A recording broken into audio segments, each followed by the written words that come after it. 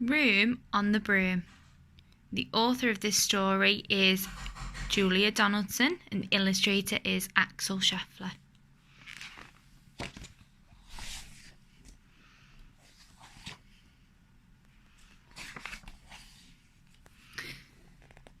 The witch had a cat and a very tall hat, and a long ginger hair, which she wore in a plait.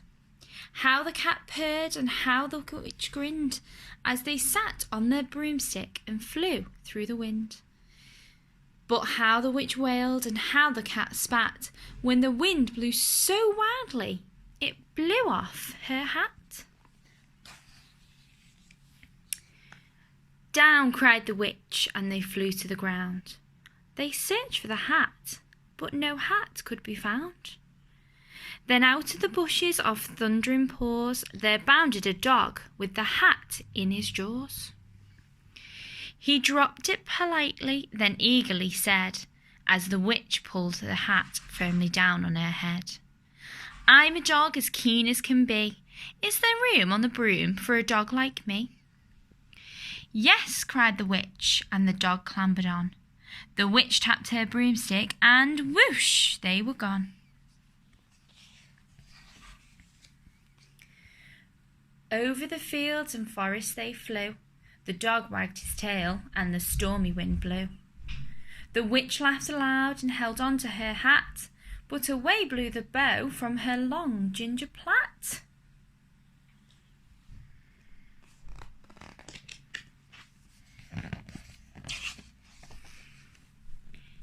Down cried the witch, and they flew to the ground. They searched for the bow, but no bow could be found. Then out from the tree, with an ear-splitting shriek, there flapped a green bird with a bow in her beak. She dropped it politely and bent her head low, then said, as the witch tied her plait in a bow, "I'm a bird as green as can be. Is there room on the broom for a bird like me?" "Yes," cried the witch, so the bird fluttered on. The witch tapped their broomstick, and whoosh, they were gone. Over the reeds and the rivers they flew. The birds shrieked with glee, and the stormy wind blew. They shot through the sky to the back of beyond. The witch clutched her bow, but let go of her wand. Down cried the witch, and they flew to the ground. They searched for the wand, but no wand could be found.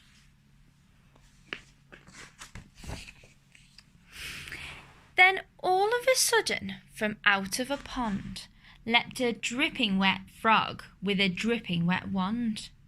He dropped it politely, then said with a croak, as the witch dried the wand on the fold of her cloak, "I'm a frog as clean as can be. Is there room on the broom for a frog like me?" "Yes," said the witch, so the frog bounded on. The witch tapped her broomstick, and whoosh, they were gone. Over the moors and the mountains they flew. The frog jumped for joy, and the broom snapped in two. Down fell the cat and the dog and the frog. Down they went tumbling into a bog. The witch's half broomstick flew into a cloud, and the witch heard a roar that was scary and loud. "I'm a dragon as mean as can be, and I'm planning to have witch and chips for my tea." "No," cried the witch, flying higher and higher. The dragon flew after her, breathing out fire. "Help!" cried the witch, flying down to the ground. She looked all around, but no help could be found. The dragon drew nearer, and licking his lips, he said, "Maybe this once I'll have witch without chips."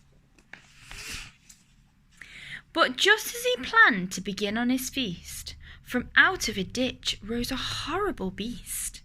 It was tall, dark and sticky, and feathered and furred. It had 4 frightful heads, it had wings like a bird, and its terrible voice when it started to speak was a yowl and a growl and a croak and a shriek.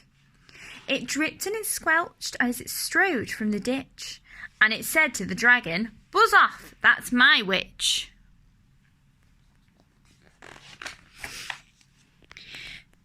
The dragon drew back and he started to shake. "I'm sorry," he spluttered. "I've made a mistake.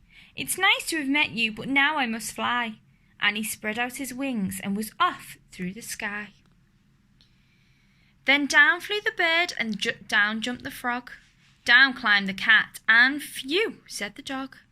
"And thank you, oh thank you," the grateful witch cried. "Without you I'd be in the dragon's inside." Then she filled up a cauldron and said with a grin, "Find something, everyone, throw something in." So the frog found a lily, the cat found a cone, the bird found a twig, and the dog found a bone. They threw them all in, and the witch stirred them well, and while she was stirring, she muttered a spell. Iggity, ziggity, zaggity, zoom. Then out rose a truly magnificent broom, with seats for the witch and the cat and the dog, a nest for the bird and a shower for the frog. "Yes," cried the witch, and they all clambered on. The witch tapped her broomstick and whoosh, they were gone.